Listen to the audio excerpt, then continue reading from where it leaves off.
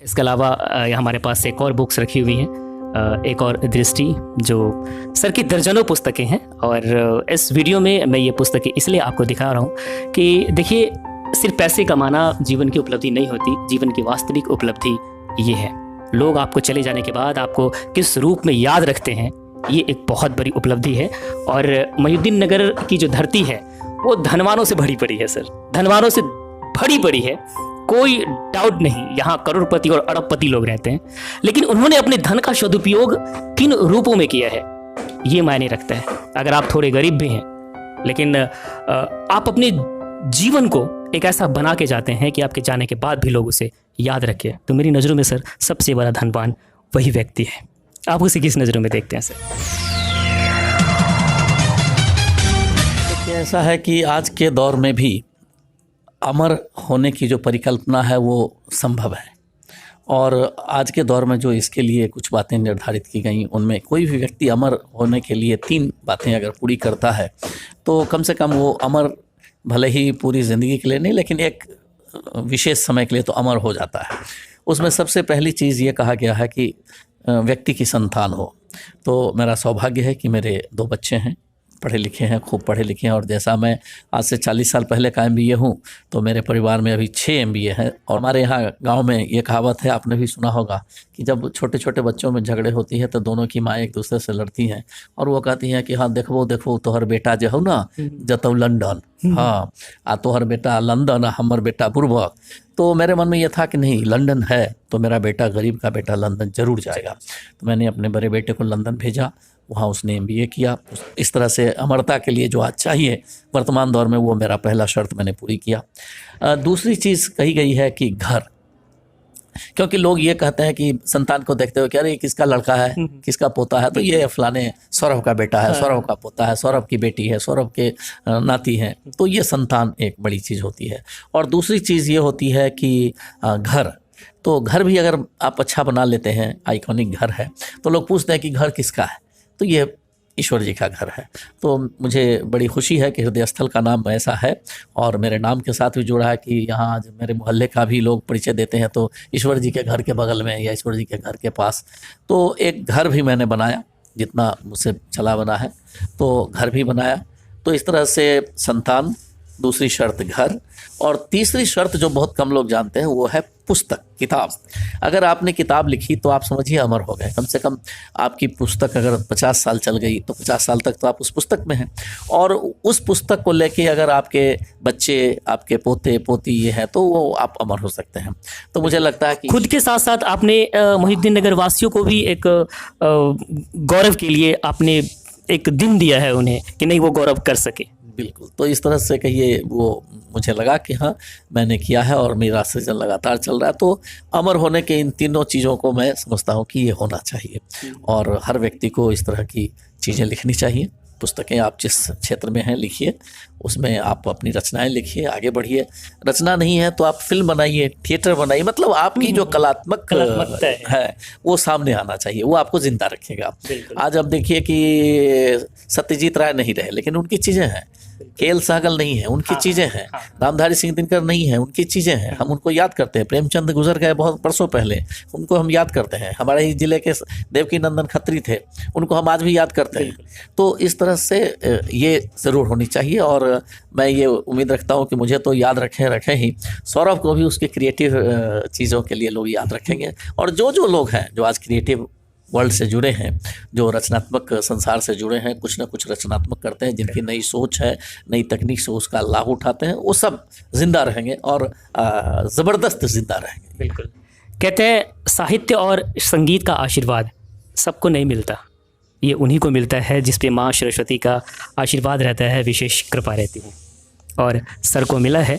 और मोहिउद्दीन नगर नामा में दिखाने का मकसद भी मेरा यही है कि मोहिउद्दीन नगर वासी के एक एक जन तक ये वीडियो पहुँचे और अपने क्षेत्र पर वो गौरव कर सकें।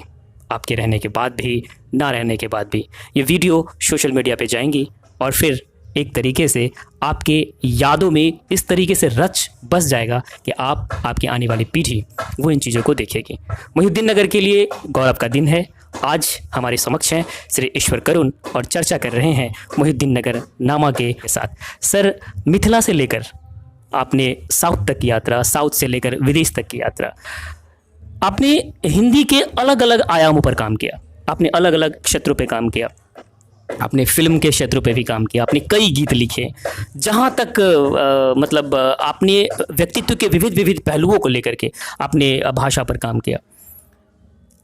और इन सारी चीज़ों में जब मैं आपके लोकल लैंग्वेज को सुनता हूँ तो एक मुझे भी आश्चर्य होता है कि आपने अपनी लोकल लैंग्वेज, मैं बात कर रहा हूँ बज्जिका की, आपने बज्जिका को नहीं छोड़ा। और मैं सच बोलूँ तो मैं खुद भी एक बज्जिका के क्षेत्र से आता हूँ, लेकिन जितनी अच्छी आपके मुख से लगता है, जब मतलब आप उसका डिजिटल प्रयोग करते हैं, मतलब बड़े बड़े मंच से जब आप बज्जिका में बोलते हैं, तब मुझे एहसास होता है कि अरे भाई, भोजपुरी, मैथिली, मतलब ये हमारे बिहार में भी कुछ ऐसी ऐसी भाषाएं हैं जिनको वो स्थान मिलना चाहिए था। और एक अकेला आदमी मेरी नज़रों में तो मैं आप ही को देख रहा हूँ, एक अकेला आदमी बज्जिका का दामन पकड़ के उसे एक मकाम तक ले जाने की सोच रहा है, लेकिन उसे वो स्थान नहीं मिल पा रहा है। तो थोड़ा सा बज्जिका के बारे में बताइए और लोकल लैंग्वेज को लेकर के कहाँ तक हम आगे बढ़ सकते हैं, और आज के परिप्रेक्ष्य में क्या कुछ प्रासंगिकता है, और लोकल लैंग्वेज बज्जिका को लेकर के क्या विचार है आपके? देखिए, बज्जिका हमारे नस नस में है। हिंदी हमारे लिए, आपके लिए सीखी हुई भाषा है और हम वो सीख के, अंग्रेज़ी सीखी हुई भाषा है, लेकिन बज्जिका सीखनी नहीं पड़ी। बज्जिका हमें बिल्कुल अपने माता के दूध के साथ मिला, समाज के स्नेह के साथ मिला, घर के अंदर घर के बाहर मिला। तो वो जो भाषा है वो निश्चित रूप से आपके अंदर अपनी एक विशेष जगह बना लेती है। आप उसको चाहें न चाहें, अनचाहे, वो भाषा आपके अंदर बैठ जाती है। तो बज्जिका मेरे अंदर बैठी हुई है और मुझे ये बड़ी खुशी हुई। अभी समस्तीपुर ज़िले का 50वां स्थापना दिवस पूरा हुआ, 50 वर्ष पूरे हुए इस वर्ष। 14 नवंबर 72 को ये ज़िला बना था और मेरा सौभाग्य है कि उस दिन भी मैंने बज्जिका में, 50 साल पहले बज्जिका में गीत मैंने वहाँ गाए थे। उस गीत को स्वर्गीय युगल ने लिखा था, उस पर मैंने गीत भी गाया था और मैंने अभिनय भी किया था। तो बज्जिका को लेके तब से मैं चलता रहा हूँ। दूसरी चीज़ की, बज्जिका को उसके बाद ले जाने का एक और मुझे अवसर मिला जब बज्जिका रामायण का, आप में से बहुत सारे लोगों को मालूम हो ना हो, बज्जिका में रामायण है। तो बज्जिका रामायण का प्रकाशन आप समझ लीजिए चेन्नई से हुआ, वह भी लगभग 30 साल पहले। और उसका लोकार्पण चित्रकूट में प्रत्येक वर्ष रामायण मेला लगता है, बड़ा भव्य, लोहिया जी की परिकल्पना थी। वहाँ उस रामायण मेला में उसका लोकार्पण हुआ और जो महंत नृत्य गोपाल दास जी थे, वो रामचंद्र दास जी थे, उन्होंने उसका तो नाम, उनका भी रामचंद्र दास चित्रकूट में, और उसका वहाँ हुआ। तो आज भी वहाँ पर करवड़िया जी चित्रकूट में जो लाइब्रेरी है नगर निगम की, उसमें 2 प्रतियां बज्जिका रामायण की 30 साल पहले से रखी हुई हैं। तो वहाँ भी मैंने कोशिश की। उसके बाद फिर पहली बार जब मुझे मौका मिला विश्व पुस्तक मेले में दिल्ली में, तो अंतर्राष्ट्रीय पुस्तक मेले में भी बज्जिका का बना लोक रंग, उसके लिए चर्चा हुई, तो मैंने वहाँ भाग लिया और मैंने बज्जिका को बड़े दमदार ढंग से विश्व पटल पे रखा, अंग्रेज़ी के माध्यम से, हिंदी के माध्यम से। और तब से लगातार बज्जिका से जुड़ा रहा हूँ, क्योंकि बज्जिका को भी स्थान मिलना चाहिए। और इसको स्थान मिलने की, अब कहिए कि हम वकालत नहीं कर रहे हैं, स्थान इसको मिल चुका है। बिहार सरकार ने 5 भाषाओं को जो मान्यता दी है उसमें की अभी है, अभी उन्होंने घोषणा भी की है कि इसकी अकादमी का गठन होगा, लेकिन वो थोड़ा सा हमें संघर्ष करना पड़ेगा। सामान्य लोकप्रियता के दृष्टिकोण से देखें तो यूट्यूब पे आपको, भोजपुरी में तो खैर छोड़ ही दीजिए, बहुत सारी गीत, बहुत सारे फिल्म, मैथिली में भी आजकल बहुत सारे गीत आ रहे हैं, लोग पसंद भी कर रहे हैं, फिल्में भी बनी है। लेकिन अगर मैं बज्जिका की बात करूं तो बहुत कम गीत बने, फिल्म तो मुझे याद भी नहीं है कि मैंने कब पिछली बार बज्जिका में कोई अच्छी सी मूवी देखी थी। तो कितना दर्द देता है, कितना सालता है ये चीज़ें कि बज्जिका पे सामग्रियाँ नहीं बन रही है। हाँ, देखिए, बज्जिका में फिल्म नहीं है, ये बात सही है। हालांकि छोटी छोटी लघु फिल्में आई हैं 1-2, लेकिन एक बड़े प्रोजेक्ट से मैं जुड़ा रहा हूँ जो बज्जिका में फिल्म बनी थी, उसके लिए गीत भी रिकॉर्ड हुए, वो चर्चा भी चल रही है। लेकिन ये संजोग हुआ कि उसका टाइटल रिजर्व भी हो गया है, डोम कच्छ। लेकिन डोम कच्छ अभी तक बज्जिका में बन नहीं पाई है पूरी, उसके गीत वगैरह रिकॉर्ड हो गए हैं, उसके बहुत सारे काम हुए हैं लेकिन वो नहीं हुए हैं। इसी तरीके से द गर्ल करके भी है। ऐसे 3-4 फिल्में हैं जो धीरे धीरे सामने आएंगी, लेकिन फिल्म होना आवश्यक है। यहाँ पर एक चीज़ मैं आपसे बताऊंगा कि फिल्मी गीतों का अपना एक अलग स्तर है, लोक गीतों का अपना एक अलग स्तर है, और साहित्यिक गीतों का अपना एक अलग स्तर है। तो बज्जिका में साहित्यिक गीत इतने श्रेष्ठ हैं कि वो किसी भी अन्य भाषा के टक्कर में रखे जा सकते हैं। और बाकी तो लोक भाषाएं हैं, क्योंकि यहाँ पे हमें एक चीज़ और मैं बताऊंगा, हमारे जो बज्जिका के लिखने पढ़ने वाले लोग हैं उनकी समझदारी में भी अभी तक ये बात नहीं आई है कि बज्जिका भाषा के रूप में हम किस तरह से रचनाएं लिखें और बज्जिका लोक भाषा के रूप में किस तरह से रचनाएं लिखें। वो कभी बज्जिका मैथिली मिश्रित कुछ लिख देते हैं, हाँ। कभी वो बज्जिका भोजपुरी मिश्रित करके लिख देते हैं, कभी उनको जहाँ जैसा लगता है, लेकिन उससे काम नहीं चलेगा। आपको ये तय करना होगा कि आप बज्जिका लिखते हैं तो बज्जिका लिखिए। बज्जिका की अपनी शब्दावलियाँ हैं, बज्जिका के अपने फ्रेजेज हैं, मुहावरे हैं, बज्जिका का अपना एक तेवर है, बज्जिका का एक अलग शिल्प है। तो जब बज्जिका के शिल्प हैं, बज्जिका के बिंब हैं, तो हम उनको अगर मूल रूप से प्रयोग करेंगे तो निश्चित रूप से उसमें दम होगा। और दुर्भाग्य अभी ये है कि हमारे क्षेत्र के जो लोग गीतकार हैं उनको लगता है कि बज्जिका में गाएंगे तो हमारा गीत कौन सुनेगा। और सच्चाई यह भी है कि कुछ जो कंपनियां हैं जो बनाती हैं वो कहती हैं कि गाने को तुम भले ही बज्जिका गा लो, लेकिन नाम इसका हम देंगे भोजपुरी, क्योंकि बज्जिका का कोई मार्केट नहीं है, और मार्केट नहीं है, इसीलिए आप भोजपुरी रहेगा, गाओ भले आप बज्जिका। और वो उदाहरण भी देते हैं कि ऐसे ही छैला बिहारी जो है उन्होंने भले ही अंगिका गाया, जैसे हेलो कौन, हाँ, एक पॉपुलर गीत था, हाँ, वो था हिंदी में, लोगों ने भोजपुरी बना दिया उसे। तो इसीलिए वो चीजें, और उनको लगता है कि भोजपुरी में हम गइल बानी, हाँ, कह दिए तो हमको लगता है कि हम हिट हो गए। तो ये मानसिकता से दूर आना पड़ेगा यहाँ के लोक कलाकारों को, गायकों को और रचनाकारों को भी। आप सुविधा के लिए किसी भी भाषा के शब्द को लीजिए, अच्छी बात है, लेकिन उसका जो वर्ब है, उसकी जो क्रिया है, क्रिया बज्जिका की होनी चाहिए। और शब्द भी चुने। जैसे मेरे एक बड़े प्रसिद्ध गीत है, उसमें आपको मैं बताऊं कि वह है रखा हाथ करेजा पर। हमारे यहाँ ये बज्जिकांचल में कहा जाता है कि करेजा पर हाथ रखा बोला था कि हम तोरा नाम चाहती हो, तो मैंने इसी मुहावरे का उपयोग उसमें किया। ये बज्जिकांचल का मुहावरा है, हाँ, कि हिंदी ने इसको अपना लिया कि हाँ कलेजे पर हाथ रख के बोलिए, लेकिन ये जो है बज्जिका का है। तो मैंने उसको उस गीत में रखा कि रखा हाथ करेजा पर और क्रिया खा पहलेजा पर। पहलेजा जो है वो हमारे बज्जिकांचल क्षेत्र की सीमा पर है। हम जब हम बज्जिका की चीज़ लिखें तो बज्जिका के प्रतीक भी लिखें, बज्जिका के बिंब भी लिखें, बज्जिका के शिल्प लिखें, बज्जिका के मुहावरे हो, बज्जिका का शब्द हो, तो ज़्यादा अच्छा होता है। और रखा हाथ करेजा पर, क्रिया खा पहलेजा पर, सत्य मन से बोला, यहाँ सत्य मन है ना, सत्य मन से बोला तोड़ा कितना प्यार कर छो। तो ये चीज़ है, वो सत्य मन ही से ही सतवन हुआ। यहाँ कहा जाता है कि हम एक साथ सतवन कह ले, जो दो प्रेम होते हैं उनके बीच अगर ये होता है तो गंगा जी में सतवन कह ले, मतलब सत्य वचन हमने गंगा जी में बैठ के दिया है कि मैं इनके साथ अपनी मित्रता को जारी रखूंगा। ये दूसरी किसी अन्य भाषा में नहीं है सतवन, तो मैंने उनको रखा। इसी तरीके से गंगा जी हमारे क्षेत्र में है, अधिकांश भोजपुरी में भी हैं, लेकिन हमारे क्षेत्र में, और हमारे क्षेत्र में ये एक परंपरा है कि उनको पाठी चढ़ाया जाता है। ये बड़ी अनूठी परंपरा है। पाठी को काटा नहीं जाता है, चढ़ाया जाता है, उनको चढ़ाया जाता है खरीद करके, और पाठी को गंगा माँ को अर्पित कर देते हैं लोग। उसको फिर कोई जो है वहाँ का मछुआरा है या वहाँ का कोई वैसा व्यक्ति है जो गंगा की सेवा करता है, वो अपना ले जाता है। तो मैंने इस गीत में, प्रेम गीत में, इसको भी रखा कि रखा हाथ करे जा पर, क्रिया का पहले जा पर, सत्य मन से बोला तोड़ा कितना प्यार कर छियो। गंगा माई के पाठी देली बढ़म बाबा के घोड़ा। अब ये बढ़म बाबा हमारे लोक देवता हैं तो अन्य जगहों के भी, लेकिन उनके यहाँ हमारे यहाँ ज़्यादा अंतर है, और उनको हम घोड़ा देते हैं। और बढ़म बाबा के घोड़ा, और एक और विवाह में हमारे यहाँ, ये अन्य जगह भी है, लेकिन ये बहुत ही कहिए कि इमोशनल, एक प्रेम के लिए इतना ज़्यादा समर्पण की बात है कि कनगुड़िया के चीर नेह के पान खिएली तोरा। अब ये नेह का पान जो लोग यहाँ हैं बज्जिकांचल में, उनको पता है कि नेह का पान क्या होता है। बाकी अगर शाब्दिक अर्थ में जाएंगे आप तो नेह मतलब है प्रेम, पान मतलब प्रेम का पान, लेकिन उसमें वो जो नेह का पान है, कैसे लहछू होता है, एक पूरे के पूरे लहछू की प्रक्रिया है, और उसमें उसको वो खिलाते हैं। तो ये सारी चीज़ें हमने उसमें, सोहर है, पराती है, और बज्जिका की अपनी भाषा, अपनी शब्दावलियाँ हैं। एक भाषाविद होने के नाते मेरे हृदय में एक और क्वेश्चन उमड़ रहा है कि जैसे कि बंगाल में बंगाली, तमिल, कन्नड़, मतलब पंजाबी, जो रुतबा इन लोगों को मिला है। तो बिहार में आते ही भोजपुरी, मैथिली, अंगिका, मगही, बज्जिका, तो जैसे मिला मलयालम, जैसे हुआ बंगाली, तो क्या उस तरीके से बिहार में क्या होगा?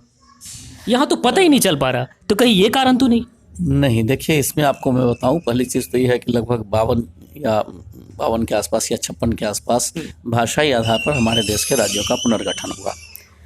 केरल है तो केरली कोई भाषा नहीं है, कर्नाटक है तो कर्नाटकी कोई भाषा नहीं है, इसी तरीके से आंध्रा है तो आंध्राई कोई भाषा नहीं है, उस क्षेत्र की अलग एक भाषा है। ऐसे ही बंगाल की भाषा भले बंगाली है, लेकिन छत्तीसगढ़ की भाषा छत्तीसगढ़ी हो सकती है, नेपाल की भाषा नेपाली हो सकती है, लेकिन फिर महाराष्ट्र की भाषा जाए तो महाराष्ट्रियन नहीं, वो मराठी हो जाती है।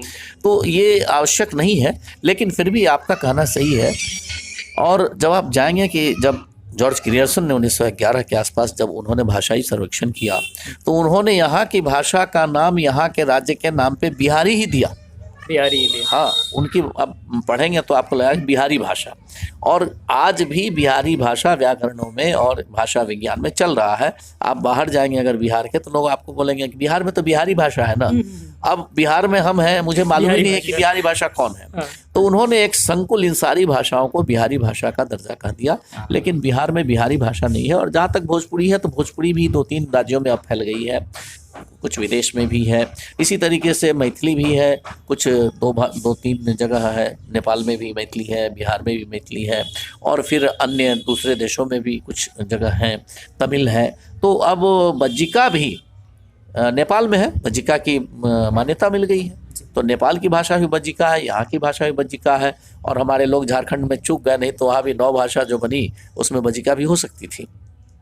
तो चलिए वो है, तो इसलिए बिहार में बिहारी भाषा की परिकल्पना जॉर्ज ग्रियर्सन ने की, लेकिन उसके बाद बिहार में बिहारी जैसी कोई भाषा नहीं रही। अब जो मान्य भाषा है बिहार की, वो 5 भाषाएं हैं, और सरकार भी इसको मानती है, बिहार सरकार भी मानती है। और वो है, आपको बज्जिका है, मैथिली है, अंगिका है, भोजपुरी है और मगही। अभी फिलहाल छठी भाषा का नहीं उठा है, ये 5 भाषा। आजकल सर अगर फिल्म और सीरियल्स की बात करें, तो हमारे जो सीनियर अभिनेता हैं, जैसे पंकज त्रिपाठी हो गए, मनोज बाजपेयी जी वगैरह हो गए, तो इनका एक अलग ही बिहारी भाषा वहाँ पे चलता है। सीरियल्स में ले लीजिए, एक अलग ही बिहारी टोन मतलब वहाँ पे नज़र आता है। और ये लोग ऐसे कर करके पैसे पे पैसे बनाते जा रहे हैं। तो मतलब ये देखा जाए तो इस तरह की तो कोई भाषा हमारी थी नहीं, बस एक टोन जिसको बोलिए वो था। लेकिन इस टोन का इस्तेमाल करके आमिर खान की एक बहुत प्रसिद्ध मूवी है पीके, उसमें भी आमिर खान जो भाषा बोलते हैं वो उस भी लोगों ने नाम दिया कि ये बिहारी भाषा है।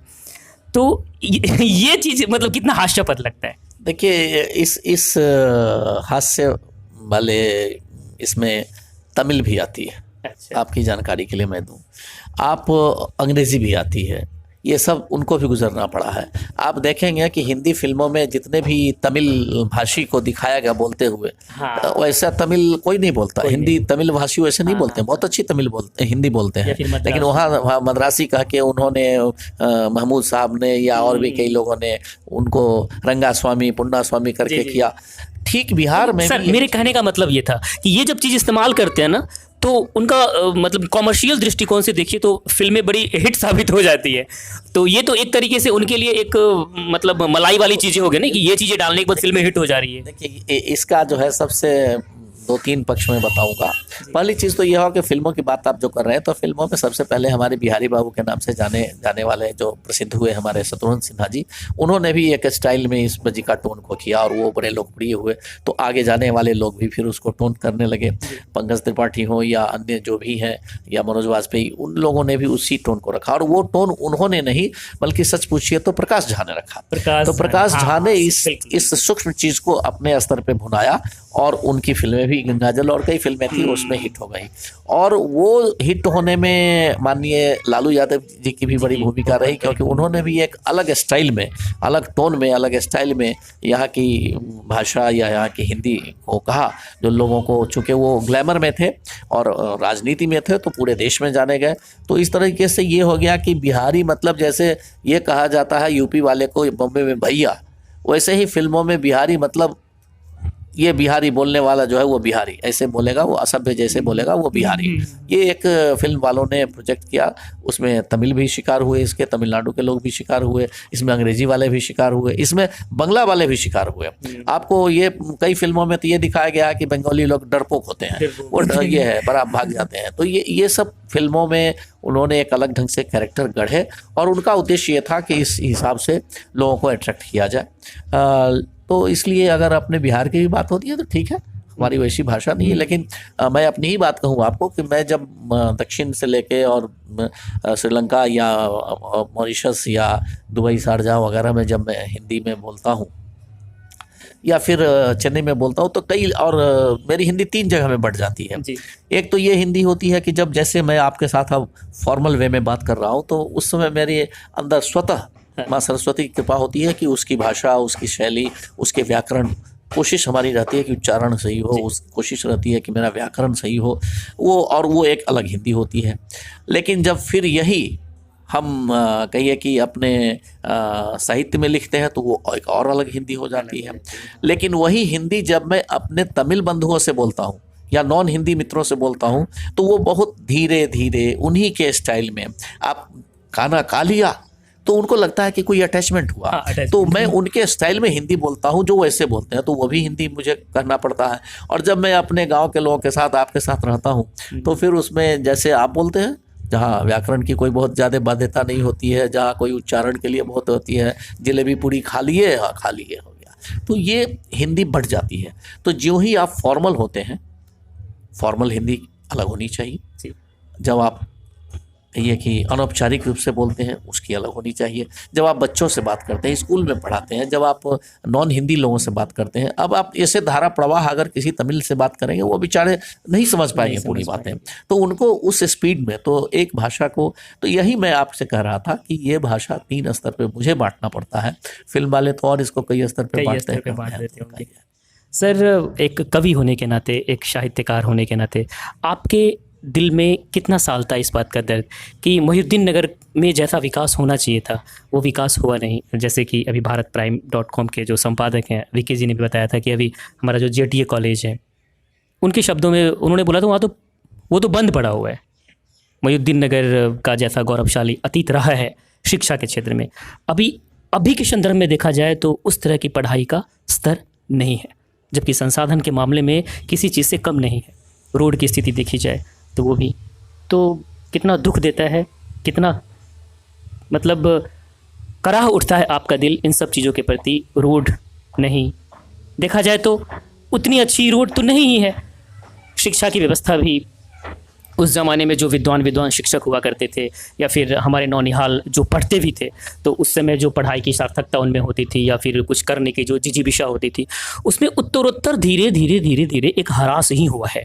और शिक्षा का आलम तो ये है कि भाई आप कॉलेज में जाके देख लीजिए तो वहाँ आप देखें तो जो वहाँ के प्रिंसिपल हैं शायद उनको बैठने के लिए उनका एक कक्ष तक नहीं है, जबकि दूर से देखने से लगता है कि अरे वाह कितना बड़ा प्रांगण है, ये है वो है। तो ये इन सब चीज़ों पे आपके विचार और क्या कुछ किया जा सकता है, दर्शक जानना चाहेंगे। देखिए